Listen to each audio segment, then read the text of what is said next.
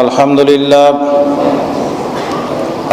لله نحمده ونستعينه ونستغفره ونعوذ بالله من شرور أنفسنا ومن سيئات أعمالنا من يهده الله فلا مضل له ومن يضلله فلا هادي له أشهد أن لا إله إلا الله وحده لا شريك له وأشهد أن محمدًا عبده ورسوله الذي أرسله بالحق بشيرا ونذيرا وداعيا إلى الله بإذنه وسراجا منيرا أما بعد فإن خير الحديث كتاب الله وخير الهدي هدي محمد صلى الله عليه وسلم وشر الأمور محدثاتها وكل محدثة بدعة وكل بدعة ضلالة وكل ضلالة في النار فأعوذ بالله من الشيطان الرجيم بسم الله الرحمن الرحيم قاف والقرآن المجيد بل عجبوا أن جاءهم منذر منهم فقال الكافرون هذا شيء عجيب أإذا متنا وكنا ترابا ذلك رجع بعيد قد علمنا ما تنقص الأرض منهم وعندنا كتاب حفيظ وقال تعالى أعوذ بالله من الشيطان الرجيم فخلف من بعدهم خلف أضاعوا الصلاة واتبعوا الشهوات فسوف يلقون غيا إلا من تاب وآمن عمل صالحا فأولئك يدخلون الجنة ولا يظلمون شيئا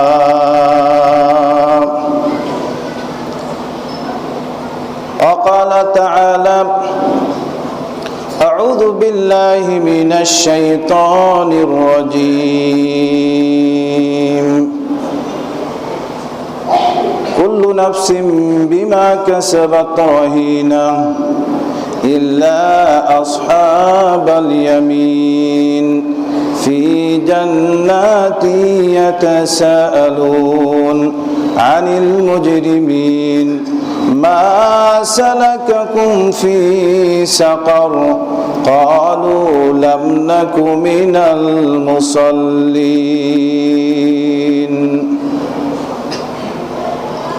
প্রশংসা মাত্রই আল্লাহ সুবহানাহু ওয়া তাআলার, দরুদ ও সালাম বর্ষিত হোক আমাদের নবী মুহাম্মদ রাসূলুল্লাহ সাল্লাল্লাহু আলাইহি ওয়াসাল্লামের উপর। শান্তি বর্ষিত হোক তার পরিবার বর্গের উপর, শান্তি বর্ষিত হোক আসহাবে কেরামের উপর, শান্তি বর্ষিত হোক তাবেঈন তাবেঈনগণের উপর, শান্তি বর্ষিত হোক যে সমস্ত মুসলিম নর এবং নারী আল্লাহ এবং তার রাসূলের আনুগত্য করে দুনিয়া হতে বিদায় নিয়ে কবরে চলে গেছেন তাদের উপর। সম্মানিত উপস্থিত, আমার প্রাণ প্রিয় মুসল্লিয়ান কেরাম, মহিলা মুসল্লাতে উপস্থিত আমার মা ও বোনেরা, আলোচনার বিষয় গত 3 সপ্তাহ যাবৎ চলছিল। প্রথম হয়েছে হুকমু তারিকিস সালাহ। গত সপ্তাহের আগের সপ্তাহে আলোচনা করেছি জামাতের গুরুত্ব, জামাতে সালাত আদায় করার গুরুত্ব, তারপরে রোগীদের সালাত অর্থাৎ চেয়ারে বসে সালাত আদায় করা যাবে কি না। মুসলমানের জন্য যতগুলি ইবাদত আছে ঈমান আনার পরে, একজন মুসলমান যখন ঈমান আনবে, ঈমান আনতে হয় 6টি বিষয়ের উপরে শুনেছি, কিন্তু শুরুতে যে ঈমানটা আল্লাহ সুবহানাহু ওয়া তাআলার উপরে এবং নবীগণের উপরে, এই জন্য আমাদের 2টা বিষয় সাক্ষী দিয়ে তারপরে মুসলিম হতে হয়। 2টি বিষয় সাক্ষী, এটাকে বলা হয় শাহাদাতাইন। 2 বিষয়ে সাক্ষী। একটি সাক্ষী হচ্ছে আশহাদু আল্লা ইলাহা ইল্লাল্লাহ, আমি সাক্ষ্য দিচ্ছি যে আল্লাহ ছাড়া কোনো মাবুদ নাই। এই একটি বিষয়ে সাক্ষ্য যে আল্লাহ ছাড়া পৃথিবীতে সত্যিকারের কোনো মাবুদ নাই। শুধু মাবুদ নয়, লা মা'বুদা বিহাক্কিন ইল্লাল্লাহ, ইবাদত পাওয়ার হকদার সত্যিকারের মাবুদ আর কেউ নাই। এই একটি কালেমা যদি ব্যাখ্যা দেওয়া হয় তো কয়েক খুতবা চলে যাবে, কেননা আল্লাহ রাব্বুল আলামিন সূরা মুহাম্মদের মধ্যে বলেছেন যে ফাআলাম আন্নাহু লা ইলাহা ইল্লাল্লাহ, অতঃপর তুমি জ্ঞান অর্জন করো, বোঝো, জানো যে লা ইলাহা ইল্লাল্লাহ এই কালেমা সম্পর্কে। আজ আমাদের ছেলেদেরকে লেখাপড়ার শুরু দরকার ছিল, এটা শুরু করার ভিত গড়া উচিত ছিল এটা দিয়ে। আমরা না দিয়ে শুরু করেছি, অবশ্য অন্যদিকে ডাইভার্ট করেছে ছেলেদেরকে। কেউ আম পাতা জোড়া জোড়া মারবো চাবুক চড়বো ঘোড়া, এদিকে তো আছেই হাট্টিমাটিম টিম, তারা মাঠে পাড়ে ডিম। আমি অনেক শিক্ষকের জিজ্ঞাসা করেছি এটার কি অর্থ বোঝেন, তো ও তো দূরের কথা, ওর দাদাও জীবনে শোনে না এরকম অর্থ। যে পাখির যে 2টা শিং হয় আর হাট্টিমাটিম টিম, এইটার কোনো ওর দাদাও জানে না অর্থ কি এর।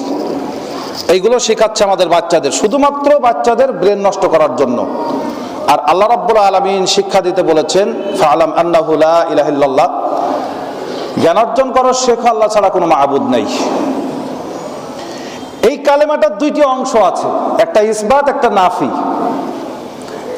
আর আল্লাহ রাব্বুল আলামিন যে কোনো বিষয়ে না দিয়ে শুরু করেছেন একটি বিষয়, ঠিক আমাদেরকেও এইটা দিয়ে শুরু করা উচিত।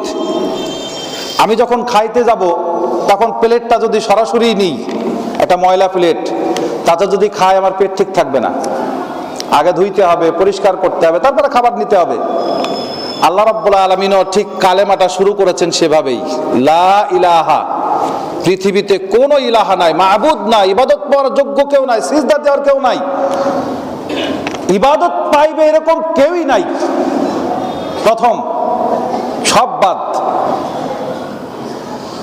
দ্বিতীয় স্টেপে বিয়োজক শব্দ নিয়ে এসে হুরুফে ইস্তেসনা, বিয়োজক শব্দ নিয়ে এসে আল্লাহ রাব্বুল আলামিন এবার নাফি নিয়ে আসছেন, ইল্লা, আছে একজন, তিনি কে? আল্লাহ।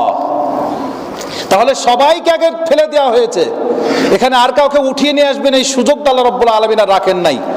শুধু আছেন একজন, তিনি হচ্ছেন আল্লাহ সুবহানাহু ওয়া তাআলা।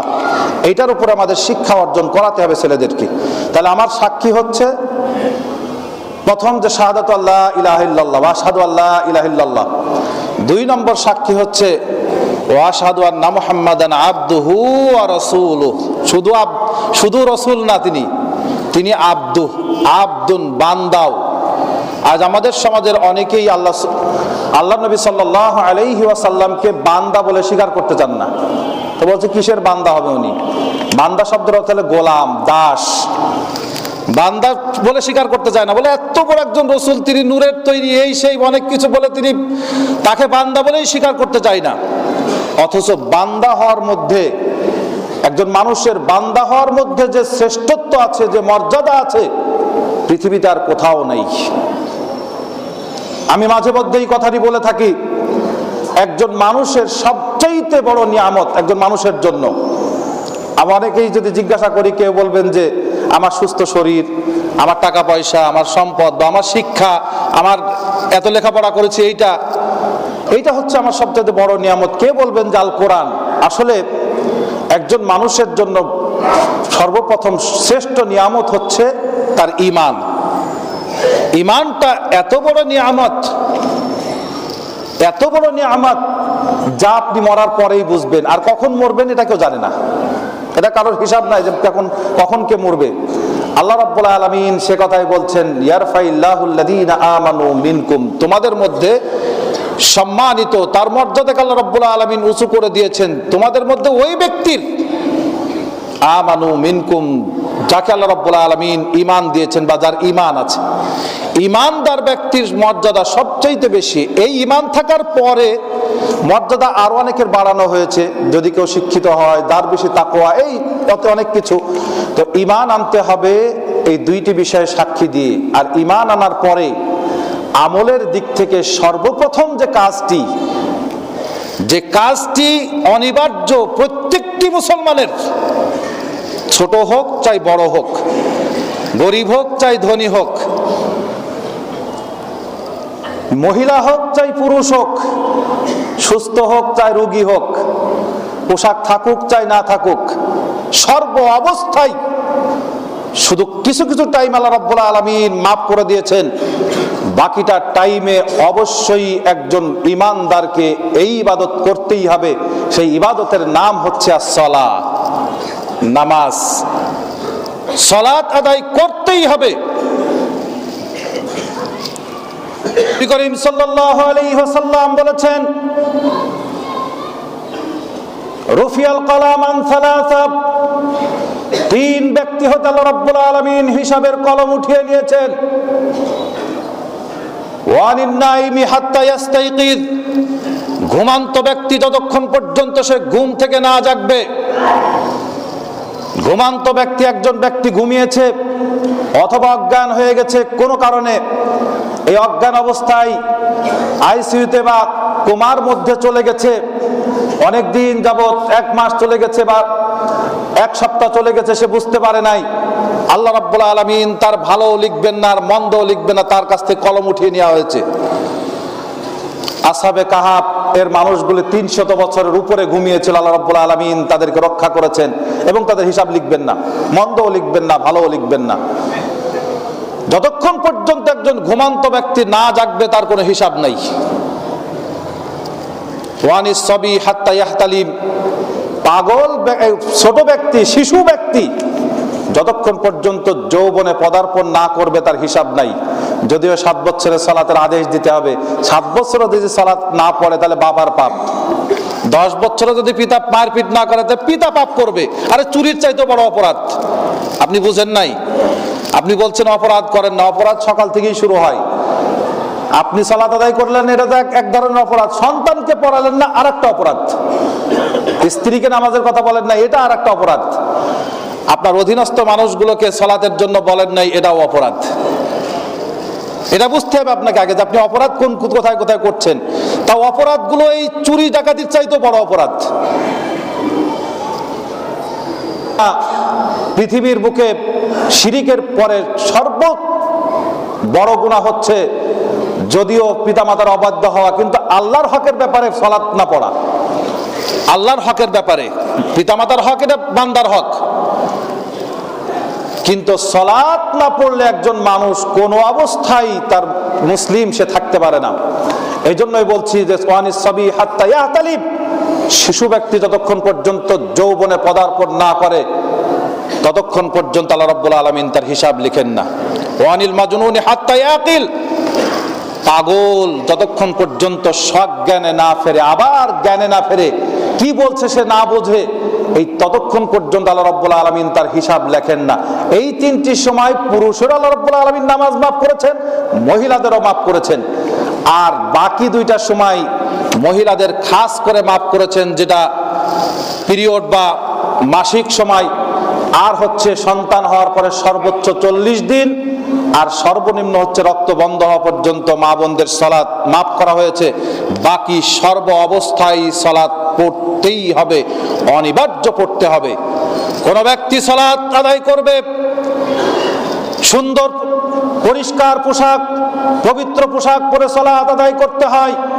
পবিত্র পোশাক নাই, অপবিত্র পোশাক আছে।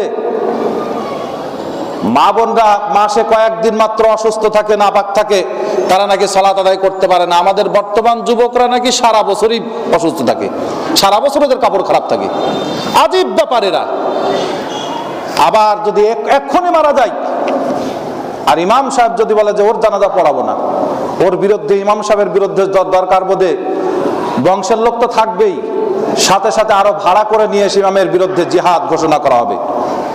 কেন ইমাম সালাত আদায় করবে না? অথচ একজন বেনামাজি যে এত বড় অপরাধী যা আপনি কল্পনাও করতে পারেন না। সালাত আদায়ের জন্য পোশাক দরকার, পবিত্র পোশাক, পবিত্র না অপবিত্র আছে। আল মুমিন লা ইয়ানজুস, মুমিন কখনো নাপাক হয় না। এমন পরিস্থিতিও হতে পারে কোনো পোশাকই নাই। বর্তমান মুসলমানদেরকে নির্যাতন করা হচ্ছে বার্মাতে, চীনে নির্যাতন করা হচ্ছে, কাশ্মীরে হচ্ছে, ইরাকে হচ্ছে, আফগানিস্তানে হচ্ছে, বিভিন্ন জায়গায় মুসলিমদেরকে কারাগারে কাপড় ছাড়া উলঙ্গ করে রাখা হচ্ছে। আল্লাহ রাব্বুল আলামিন বলেছেন সূরা বাকারার 153 নম্বর আয়াতে, আল্লাহ রাব্বুল আলামিন বলেছেন ইয়া আইয়ুহাল্লাযীনা আমানুস্তাঈনু বিস-সাবরি ওয়াস-সালাহ ইন্নাল্লাহা মা'আস সাবিরিন। হে ঈমানদারগণ, সাহায্য প্রার্থনা করো আল্লাহ সুবহানাহু ওয়া তাআলার কাছে। ওয়াস্তাঈনু বিস-সাবরি ওয়াস-সালাহ, সবরের মাধ্যমে অর্থাৎ ধৈর্য সহকারে সালাতের মাধ্যমে আল্লাহ রাব্বুল আলামিনের কাছে সাহায্য প্রার্থনা করো। এখন সে বিপদগ্রস্ত, নির্যাতন করা হচ্ছে, পোশাকই নাই। এখন আপনাকে উলঙ্গ করে রাখা হয়েছে, আপনি কি আত্মহত্যা করবেন? সে সুযোগটা নাই। আল্লাহ রাব্বুল আলামিন বললেন ধৈর্য ধারণ করো এবং সাহায্য প্রার্থনা করো বিসসালাহ, নামাজের মাধ্যমে। আচ্ছা, নামাজের মাধ্যমে করবেন, পোশাকই নাই, পোশাক পরে সালাত আদায় করতে হয়, শর্ত। পোশাক নাই, এখন কি করবেন? তাও আছে, পোশাক আছে কিন্তু অপবিত্র। অপবিত্র পোশাক পরেই সালাত আদায় করবেন। মুমিন কখনো নাপাক হয় না। অপবিত্র পবিত্র কোনোটাই নাই, ওই অবস্থায় সালাত আদায় করবেন। গোসল করে সালাত আদায় করতে হয়, এটা শর্ত। গোসল ফরজ হয়েছে, গোসল করার পানি নাই অথবা অসুস্থ, গোসল করবেন, ওযু করবেন, পানি নাই বা অসুস্থ, করতে পারছেন না, তায়াম্মুম করুন। তায়াম্মুম করবেন, মাটিও নাই, কেননা সাঈদান তাইয়্যিবান ফাতায়াম্মামু সাঈদান তাইয়্যিবান আল্লাহ রাব্বুল আলামিন বলেছেন। তো পবিত্র মাটি অথবা পাথর দিয়ে দেওয়ালে ঘষলেও হবে, সমস্যা নাই। দেওয়ালে একটা হাত মারলেন কিন্তু দেওয়ালে পাচ্ছেন না, সে সুযোগ আপনার নাই। তাহলে নিজেকে পবিত্র মনে করুন, নিজেকে ওই অবস্থায় পবিত্র মনে করুন, কেননা মুমিন কখনো নাপাক হয় না। মুমিন প্রকৃতপক্ষে তার অন্তরটা হচ্ছে পবিত্র। আল মুশরিকিনা নাজাসুন, মুশরিকরা হচ্ছে অপবিত্র, বিধর্মীরা হচ্ছে অপবিত্র। তারা সারা পৃথিবীর পানি দিয়ে গোসল করতে পারে, কালেমার পানি দিয়ে গোসল না করা পর্যন্ত, দুইটা শাহাদত বাণী উচ্চারণ না করা পর্যন্ত ওই ব্যক্তি কখনোই কি হয় না, মুমিন হতে পারে না, পবিত্রও হয় না। কালেমার পানি দিয়ে ধোয়ার পরে সেই ব্যক্তি পবিত্র হলো, পবিত্র হওয়ার পরেই তার সালাত আদায় করতেই হবে। সে তো পবিত্র, কিন্তু বাহ্যিক দিক দিয়ে বাহিরে মনে হচ্ছে সে নাপাক, আসলে নাপাক নয়।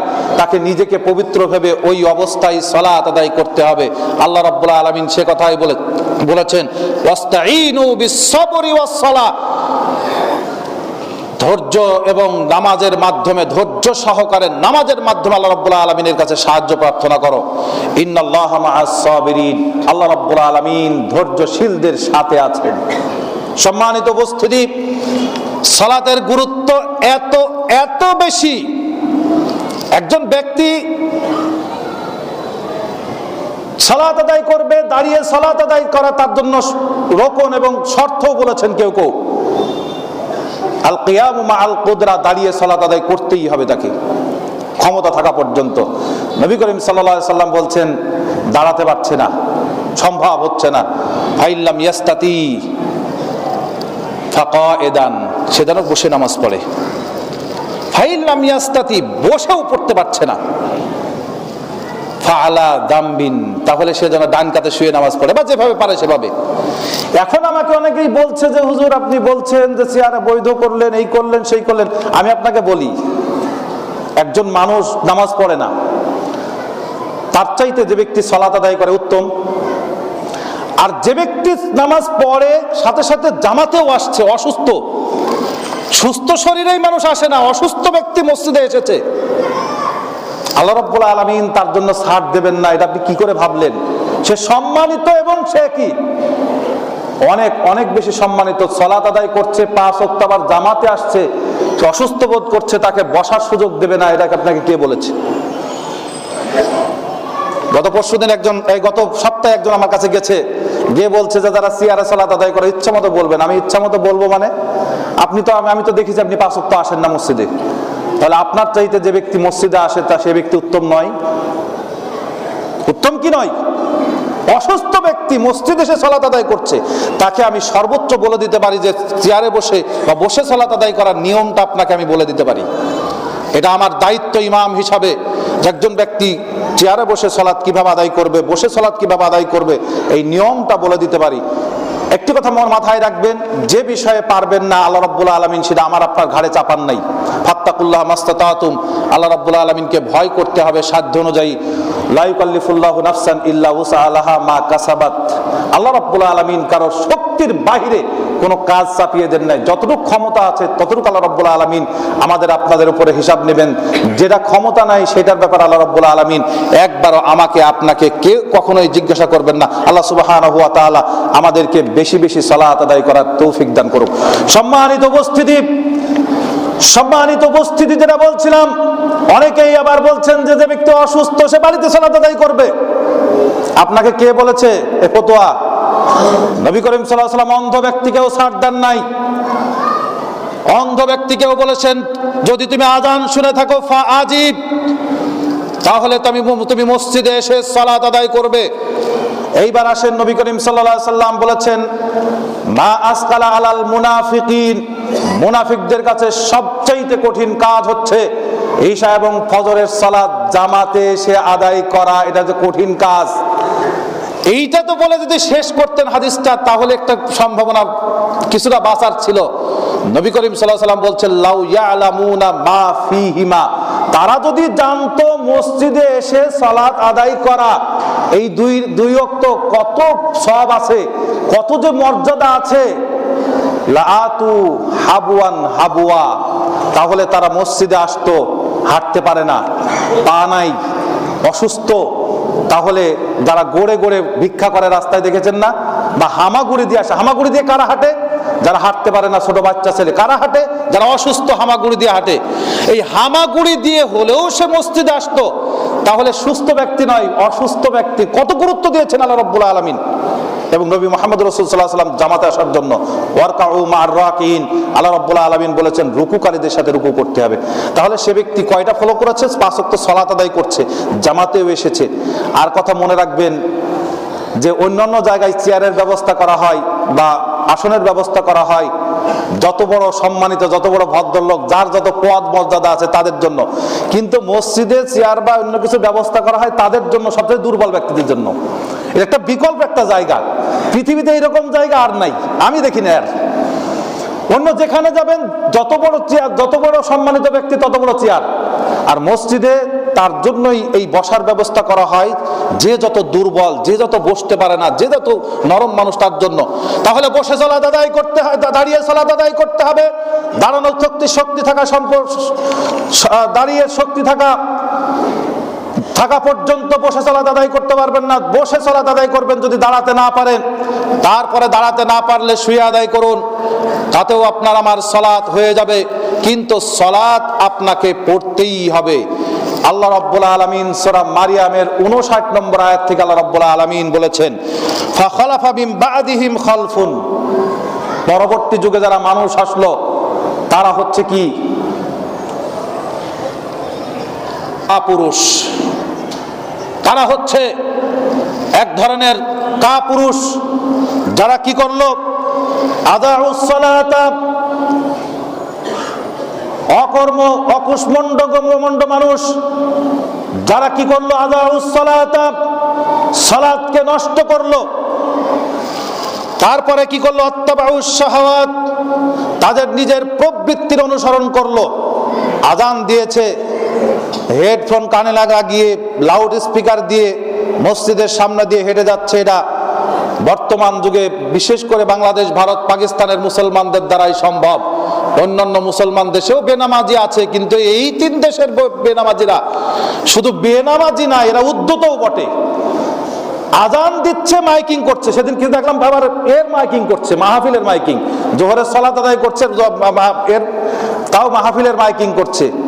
আবার দোজাহানের অশেষ নেকি হাসিল করার কথাও বলছে। এরা দোজাহানের অশেষ নেকি কোনটা সেটাই বোঝে না।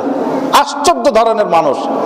অথচ আল্লাহ রাব্বুল আলামিন যখন ডাক দেবেন সালাতের জন্য, কোনো কাজ নাই, কিচ্ছু করতে পারবেন না। ইদা নুদিয়া লিস-সালাতি মিন ইয়াউমিল জুমআতি ফাসাউ ইলা যিকরিল্লাহি ওয়া দারুল বাই'a। যদিও জুমার ব্যাপারে বলা হয়েছে, কিন্তু জুমা ছাড়া অন্য সময়ও যদি আজান দেওয়া হয়, আজান কানে আসে, ব্যবসাকে রেখে দিতে হবে, আল্লাহ রাব্বুল আলামিনের ডাকে সাড়া দিতে হবে প্রত্যেকটি মানুষকে। আর তা না করে আমরা দেখছি দোজাহানের অশেষ নেকির জন্য ডাক দিচ্ছি, সেটাও নামাজের সময়। আশ্চর্য ধরনের মানুষ। সালাত এমন একটা ইবাদত, এই সালাতের সাথে আর কোনো আপোষ চলে না। নবী করিম সাল্লাল্লাহু আলাইহি ওয়াসাল্লাম বলেছেন, নবী করিম সাল্লাল্লাহু আলাইহি ওয়াসাল্লাম বলেছেন যে বাইনাল আবদি ওয়াল কুফরি ওয়াশ শিরকি তারকুস সালাহ। একজন মুসলমান, একজন কাফের, একজন মুশরিক, এর মধ্যে পার্থক্য করে দেয় যে আমলটি, সেই আমলটির নামই হচ্ছে সালাত। একজন মানুষ যদি সালাত আদায় করে সে মুসলিম, সালাত আদায় না করলে সে কাফেরও হতে পারে, মুশরিকও হতে পারে। নবী করিম সাল্লাল্লাহু আলাইহি ওয়াসাল্লামের সাহাবীরা বলছে আহাদুল্লাযী বাইনানা বাইনাহুমাস সালাত। 10 জন সাহাবী একত্রে বর্ণনা করেছেন হাদিসটি। তারা বলছেন, ওই যে দেখছো ওদের মধ্যে, অর্থাৎ মুনাফিকদের সাথে আমাদের মধ্যে পার্থক্য, আমাদের এবং তাদের মধ্যে একটি ওয়াদা আছে, অঙ্গীকার আছে, সেটা হচ্ছে সালাত। ফামান তারাকাহা ফাকাদ কাফারা। কেউ যদি সালাত ইচ্ছা করে ছেড়ে দেয়, সে কুফরি করেছে। নবী করিম সাল্লাল্লাহু আলাইহি সাল্লামের সাহাবীরা গেল, তাবিন বলছেন, তাও আব্দুল্লাহ ইবনে শাকিক মুত্তাফাকুন আলাইহি ফি জালালাতিহি। 7 জন তাবি ছিল শ্রেষ্ঠ, সমস্ত তাবি শ্রেষ্ঠ, তার মধ্যে 7 জন বিশিষ্ট তাবি, আর 7 জনের মধ্যে সর্বশ্রেষ্ঠ তাবি হচ্ছে আব্দুল্লাহ ইবনে শাকিক। আব্দুল্লাহ ইবনে শাকিকের ব্যাপারে সমস্ত মুহাদ্দিসিনে কিরামরা এবং তাবিনরাও বলেছেন মুত্তাফাকুন ফি জালালাতিহি, তার ইজ্জত সম্মান হচ্ছে তাবিনদের মধ্যে শ্রেষ্ঠ।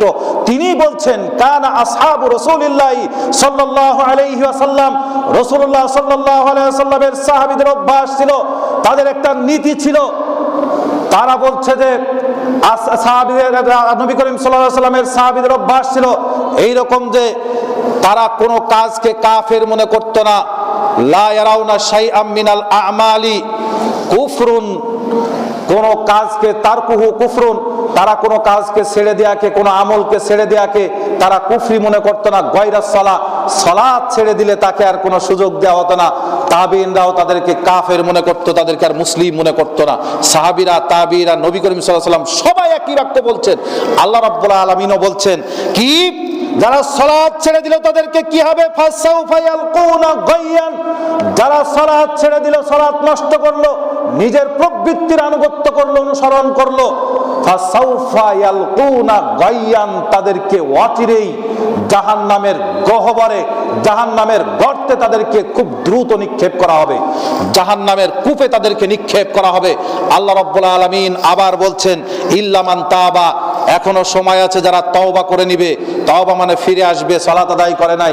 ইল্লা মান তাবা আমানা আমিলা সালিহান, যারা ভালো কাজ করবে, অর্থাৎ ভালো ভালো কাজগুলো করতে থাকবে, ফাউলাইকা ইয়াদখুলুনাল জান্নাহ, আল্লাহ রাব্বুল আলামিন শুধু তাদেরকেই জান্নাতে ঢুকাবেন। সম্মানিত উপস্থিত, আজকের মা বোন সহ আজকে সমস্ত মুসল্লিদেরকে অনুরোধ জানাচ্ছি, এখনো যারা 5 ওয়াক্ত সালাত আদায় করেন না, সালাতকে নষ্ট করেন, সময় মতো সালাতের গুরুত্ব দেন না, মনে রাখবেন কখন আল্লাহ রাব্বুল আলামিন ডাক দেবে আমরা বলতে পারছি না। সম্মানিত উপস্থিত, আমার প্রাণপ্রিয় মুসল্লিয়ান কেরাম, বলছি সালাতের এখনো সময় আছে। সালাতকে নষ্ট করে জাহান্নামের কূপে নিক্ষিপ্ত হওয়ার আগেই এখনই তওবা করে ঈমান এনে 5 ওয়াক্ত সালাত আদায় করার জন্য আমরা প্রস্তুতি গ্রহণ করি। আল্লাহ রাব্বুল আলামিন তাহলে আমাদেরকে অবশ্যই কি করবেন, ইয়াদখুলুনাল জান্নাহ, জান্নাতে প্রবেশ করাবেন। তারপরে সে জান্নাত হচ্ছে